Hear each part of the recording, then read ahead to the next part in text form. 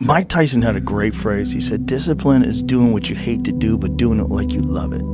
Discipline is doing what you hate to do, but do it like you love it. Doing what you hate to do, but do it like you love it. Getting up at 4 o'clock in the morning every day before anybody else and grounding my thought process is in the no one will outwork me. No one. I love and I respect you guys. Motherfuckers won't outwork me. It's not that hard. It's just you gotta do the work. It's not just easy to do. Every day you have to tell yourself, I'm gonna be the best mother I can be. When you do that, things start to change. When you stop half-assing everything, everything starts to change. When you don't half-ass your work and you whole-ass that mother and you take pride in your work, all of a sudden, everybody around you starts to notice it. And anybody who hates you for doing better, get them the out of your life. Keep working harder. Move the forward.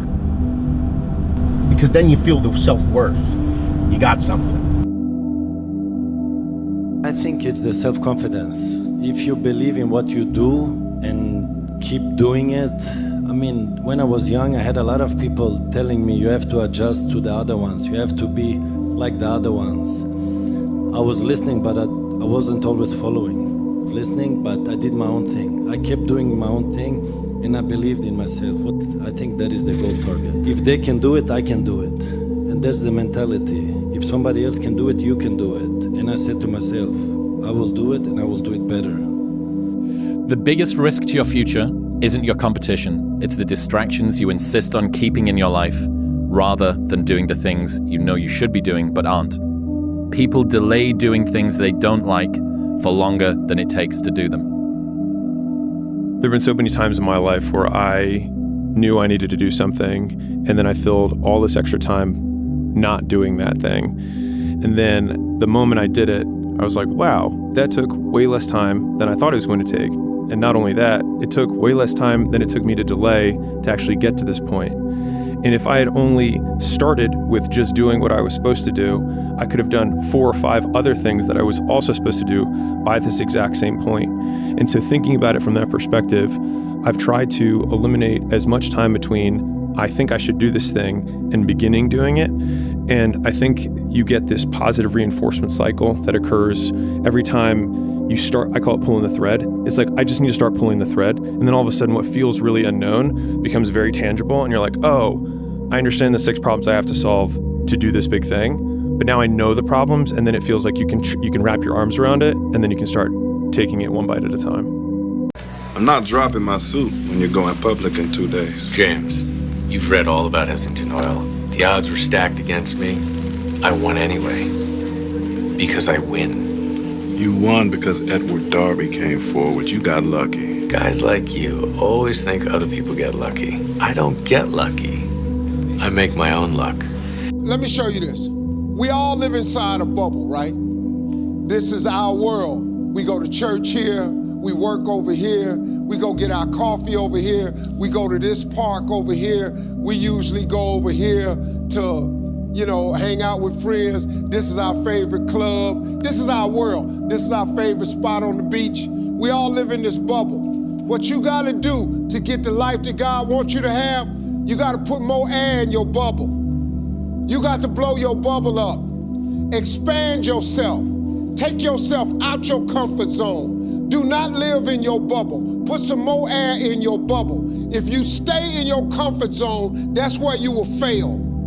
You will fail in your comfort zone. Success is not a comfortable procedure. It is a very uncomfortable thing to attempt. So you got to get comfortable being uncomfortable if you ever want to be successful. Start putting some pressure on. Put some pressure on yourself. Get out here and get about it. Look, I'd love to sugarcoat this thing for you. I'd love to tell you, look, you can go out here and get rich, do a couple of things. That ain't happening. You gotta get real doggish. You gotta get downright funky if you wanna make it. Now, like I was telling you before, if you wanna be ordinary, you ain't even gotta listen to me. Just go on about your business. If you think ordinary's cool, ain't no problem. It's some really, really wonderful ordinary people. But if you are sitting in this room and you have extraordinary aspirations, then you're gonna have to do extra. You put extra on top of on ordinary, and you come up with extraordinary. It's no other way. I'm sorry, but here's the fact. All of you have extraordinary capabilities, all of you. You have to decide if you are willing to do the things to put you in that category. Rich people don't sleep 8 hours a day. That's a third of your life. It ain't but 24 hours in a day. You cannot be sleep 8 hours a day. You can't live in LA and wake up at 8 o'clock in the morning. It's 11 o'clock on the East Coast. The stock market been open 2 hours. They already making decisions about your life and your ass was asleep. Good little factors here. And it basically, to me, it all boils down to actually fear. Because if you're thinking, then you're not taking action. And if you're not taking action, then there's no consequence. And if there's no consequence, then there's nothing to be afraid of. So I think that the overthinking can be an excuse for actual fear. And same thing with like, oh, I'm a perfectionist. That's also fear. It's fear of not being perfect. And then on top of that, low confidence. Well, if you have low confidence, guess what? You're afraid. Your confidence is low.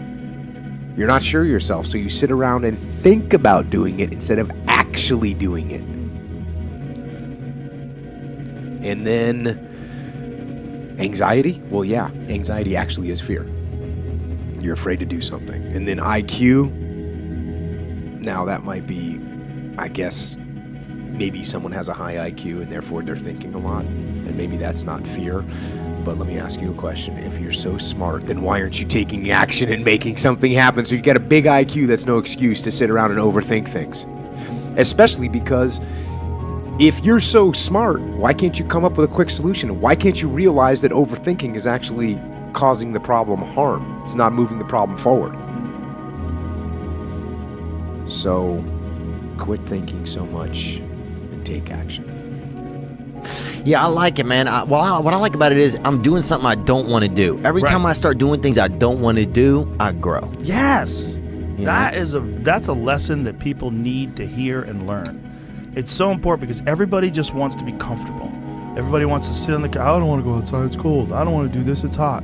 Like, you've got to do things that you don't want to do because you show your body that your mind is the boss.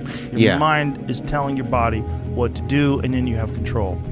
Yeah, Dustin texted me one day, Poirier texted me, he's like, you can't wait for everything to be okay to live your life. That's what he, and it was, you ever get a text from somebody who says one of those moments where it gets through to you, you know? And I was like, yeah. But